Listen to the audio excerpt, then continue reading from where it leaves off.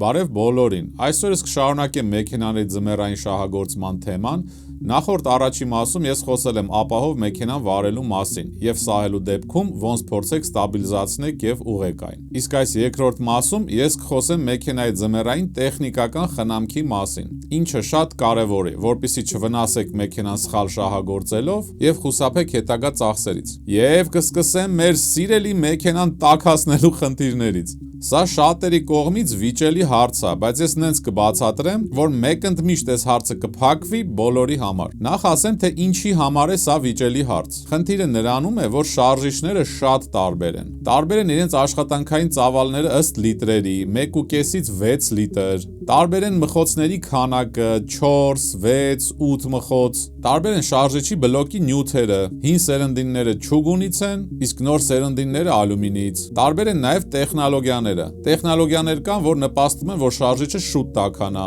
Ու այս ամենը հաշվի առնելով, ինքներդ եք հասկանում, որ ամեն մեքենայի համար տաքանալու ժամանակը տարբեր է, չի կարա նույնը լինի։ Դրան գումարվում է ձեր կապոտի տակի տաքություն պահող չխոլները, զաշիտնիկները, շարժիչի կողքի տարածքը ազատ է թե խիտ է տեղակայված այն, ու ստացվում է, որ մի մեքենայի համար 4 րոպե տաքանալը բավական է, իսկ մյուս մեքենաների համար կրկնակի 8 րոպե։ Ամեն դեպքում 15-ից 20 րոպե մեքենա տաքացնելը անիմաստ է, իսկ որոշ մեքենաների համար նույնիսկ վնաս։ Այդ ամենին մի հատ էլ գումարեք, թե ինչ յուղ է լցված ձեր մեքենայի մեջ։ Եթե այն 0W20 է, ապա այն շուտ կգա իր աշխատանքային մածուցիկությանը։ Եթե լցված է 10W40, ապա այն ավելի ուշ կջրիկանա եւ ուշ կհասնի իր աշխատանքային մածուցիկությանը։ Բոլոր շարժիչի յուղերը սառը ժամանակ պնդանում են, իսկ տաք ժամանակ ջրիկանում։ 0W-ով սկսվող յուղերը ի սկզբանե ավելի ջրիկ են -10-ից մինչև -25 աստիճան ցրտի ժամանակ,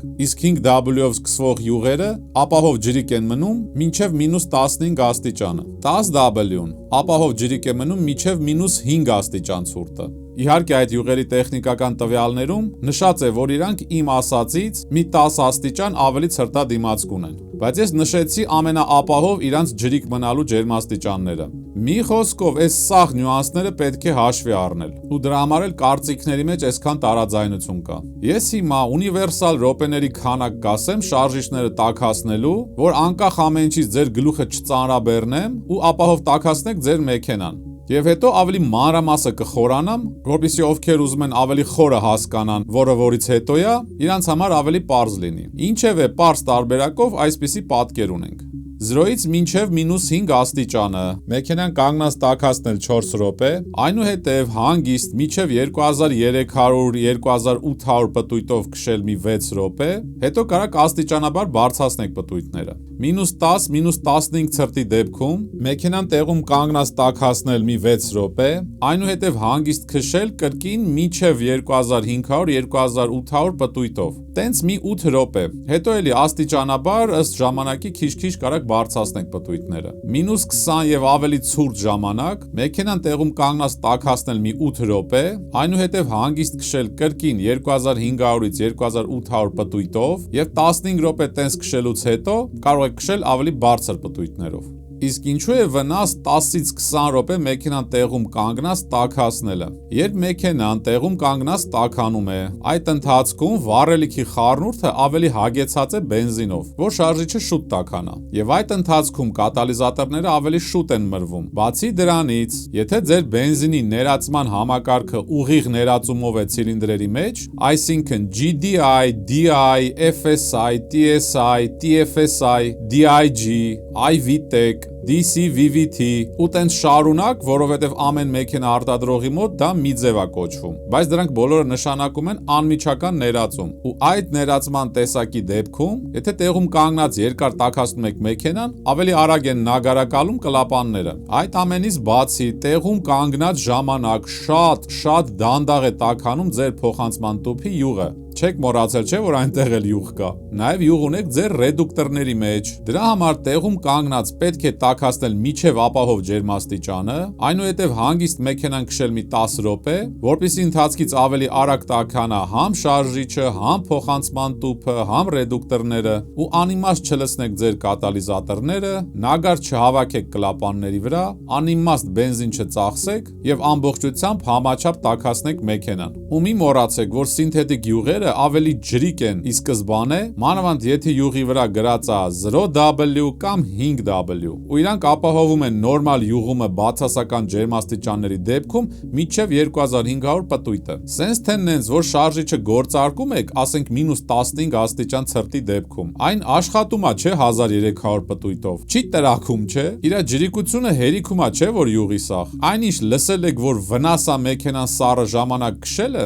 դա վերաբերում է 4000 եւ ավելի բարձր պտույտներին։ Բոլոր 0W, 5W սինթետիկ յուղերի վրա գրված է, որ իրենք սառը ժամանակ ապահովում են շարժիչի սառը աշխատանքը ցածր, ուշադիր եղեք, ցածր պտույտների դեպքում։ Իսկ ցածր պտույտները, ոնց արդեն մենք հասկացանք, 1200-ից մինչև 2500 պտույտն է։ Միջին պտույտները համարվում են 3000-ից 4000-ը, իսկ բարձր պտույտները համարվում են 4500-ից 6500 պտույտը։ Այս թվերը վերաբերվում են բենզինային շարժիչներին, դիզելային շարժիչների դեպքում մաքսիմում պտույտը հիմնականում կազմում է 5000, ուս դրա ցածր միջինը արդեն գլխի կընկնեք։ Նաև եթե ինչ-ինչ պատճառներով ձեր շարժիչում կան տարբեր մետաղներ, օրինակ բլոկը ալյումին է, պորշինները չուգուն են, այդ տարբեր մետաղներն էլ պետք է հասցնեն համարժեք տաքանան, որովհետև տարբեր մետաղներ տարբեր ժամանակահատվածում են տաքանում, իսկ մենք գիտենք, որ մետաղները տաքանալուց լայնանում են, ու մեզ պետք է, որ բոլոր աշխատող դետալները